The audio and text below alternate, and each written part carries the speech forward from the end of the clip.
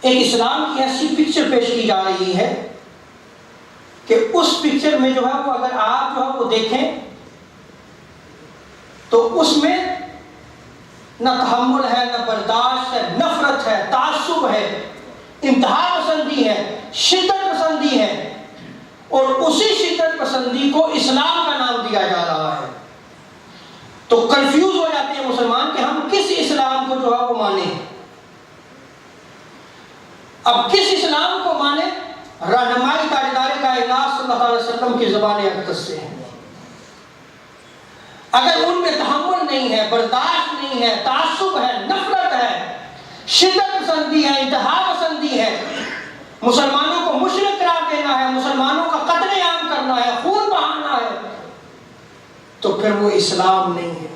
Clear vision تاجدار کائنات صلی اللہ علیہ وسلم نے دے دیا، آپ نے عطا فرما دیا کہ اسلام دیکھنا ہے تو دیکھو کہ اس کی زبان اور اس کے ہاتھ سے دوسرے مسلمان محفوظ رہے۔ وہ مسلمان ہے، وہ مسلم ہے، وہ جو مسلم ہے۔ بلکہ کامل ایمان والا کون ہے؟